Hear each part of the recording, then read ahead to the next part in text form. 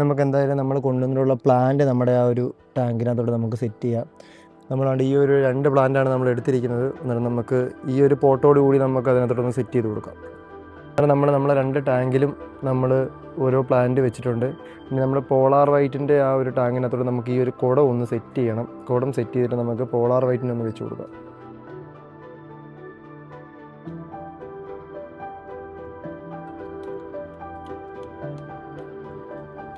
ആ ഒരു കുടം നമ്മളിവിടെ ഒന്ന് സെറ്റ് ചെയ്തെടുത്തിട്ടുണ്ട്. ഇനി നമുക്ക് അതും കൂടെ നിറക്കി വെച്ച് കൊടുക്കാം. സെൻറ്റർ ഭാഗത്തോട്ട് നമ്മളെ ഒരു പോട്ടും സെറ്റ് ചെയ്ത് വെച്ചിട്ടുണ്ട്. ഇനി നമുക്ക് എന്തായാലും ഇതിനകത്തോട്ട് വെള്ളം നിറയ്ക്കാം.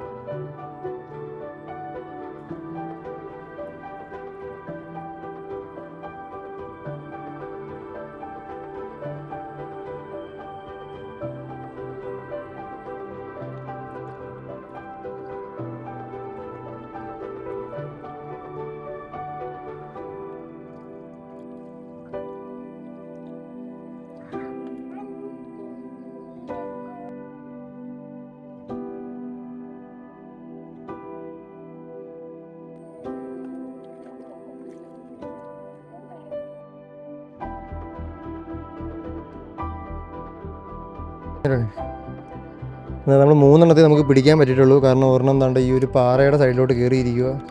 നമുക്ക് എന്തായാലും വെയിറ്റ് ചെയ്യുക. അവനെയും കൂടെ പിടിച്ചിട്ട് വേണം നമുക്ക് ആ ടാങ്കിനകത്തോട്ട് കൊണ്ടിടാൻ.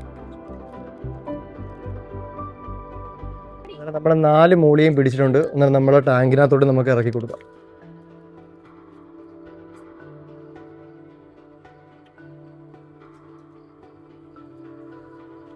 4 വൈറ്റ് മൂളിയും അത് കണക്ക് തന്നെ 2 പോളാർ വൈറ്റ് എന്നുണ്ട് ഇവിടെ നമ്മൾ സെറ്റ് ആയിട്ടുണ്ട്.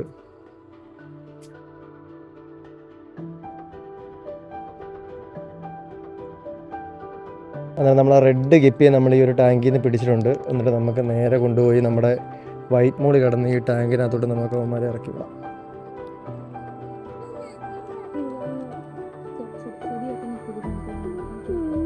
നമ്മൾ റെഡ് ഗപ്പിയെ നമ്മൾ ഈ ഒരു ടാങ്കിനകത്തോട്ട് ഇറക്കി വിട്ടിട്ടുണ്ട്.